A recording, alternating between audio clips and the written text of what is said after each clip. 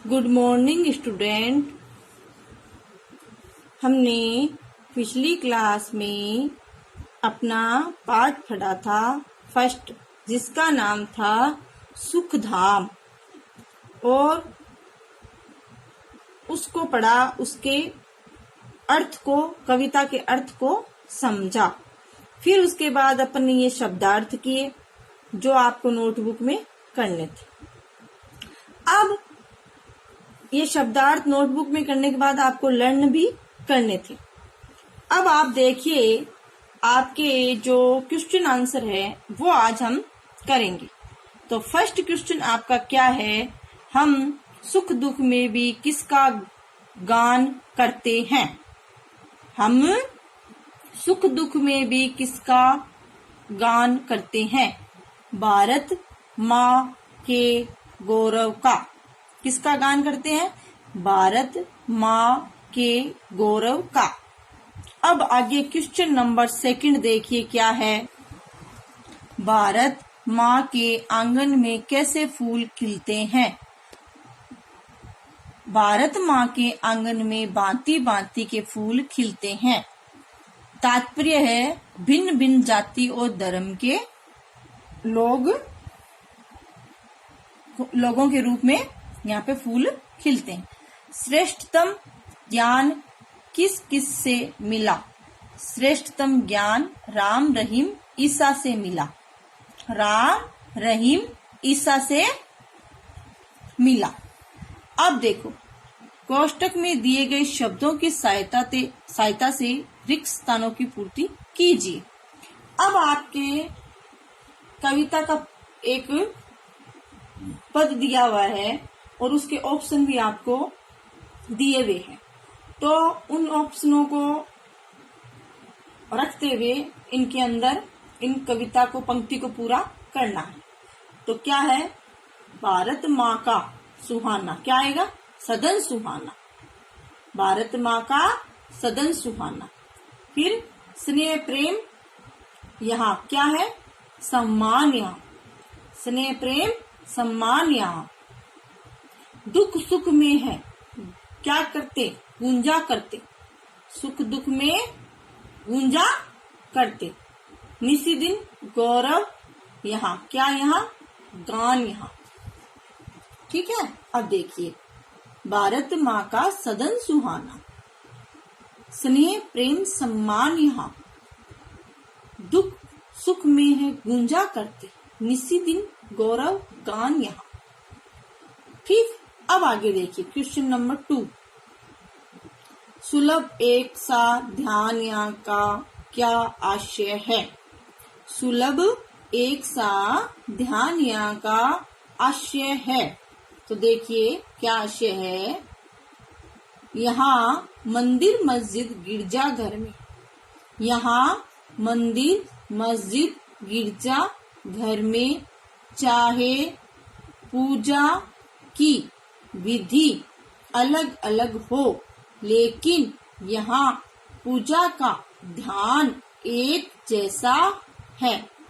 सभी के लिए समान धर्म है।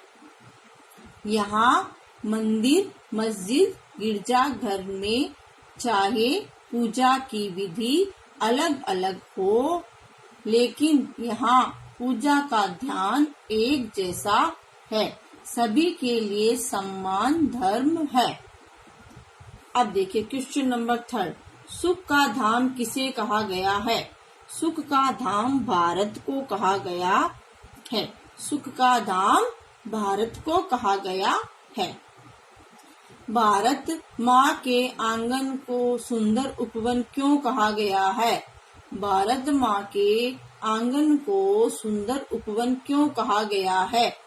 भारत माँ के आंगन को सुंदर उपवन इसलिए कहा गया है कि भारत में भिन्न भिन्न जाति धर्मों के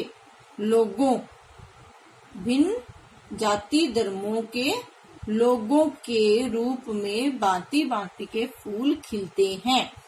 इसलिए कहा गया है कि भारत में भिन्न जाति धर्मों के लोगों के रूप में भांति भांति के फूल खिलते हैं।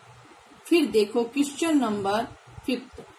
हमारे देश को धरती का स्वर्ग क्यों कहा गया है? हमारे देश को धरती का स्वर्ग क्यों कहा गया है? क्वेश्चन नंबर 5 है ना, 5वां क्वेश्चन है। देखिए, हमारे देश की धरती का कण कण सुंदरता से भरा हुआ है। हमारे देश की धरती का कण कण सुंदरता से भरा हुआ है। यहाँ पर प्रेम रूपी सरिता बहती रहती है। यहाँ पर प्रेम रूपी सरिता बहती रहती है। Question number 6।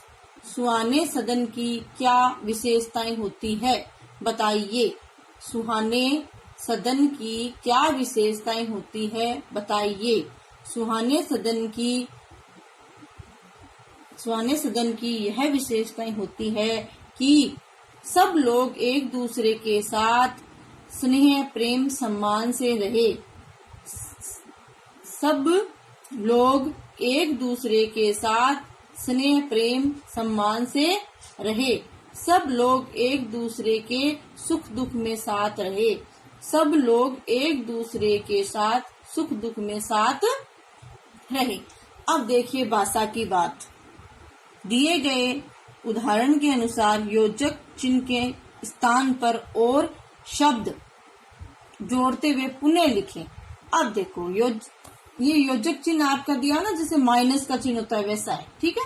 तो सुख योजक चिन्ह फिर सुख, दुख योजक चिन्ह फिर सुख।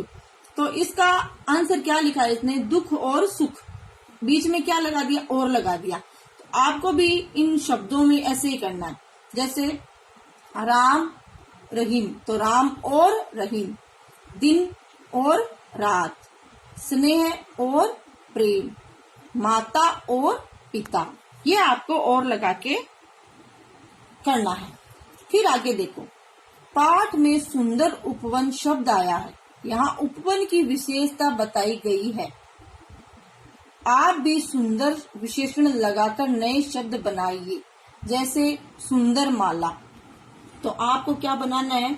सुंदर बच्चा, सुंदर पुस्तक, सुंदर मेज, सुंदर विद्यालय, है ना, सुंदर गांव। तो ऐसे करके आपको ये शब्द है वो लिखने हैं, सुंदर लगा के आगे, ठीक है। आगे देखिए क्या है। आगे देखो, देश प्रेम से संबंधित अन्य कविता याद करें और कक्षा में सुनाएं।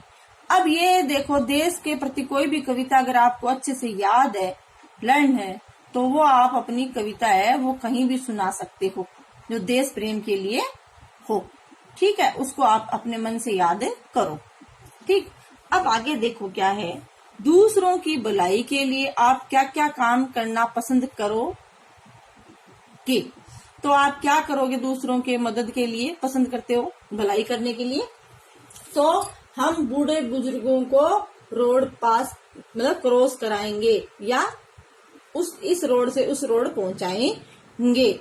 हम मरीजों की अस्पताल ले जाकर सेवा करेंगे। तो ऐसे करके दूसरों की भलाई के लिए आपको 1-2 वर्ड लिखने हैं। हम छोटे बच्चों की सहायता करेंगे, उनका ध्यान रखेंगे, हम अनुशासन का पालन करेंगे, हम दूसरों के समस्या है उसका हल करेंगे। तो ऐसे करके आपको क्या करना है, दूसरों की भलाई के लिए 4 या 5 वाक्य हैं वो लिखने हैं।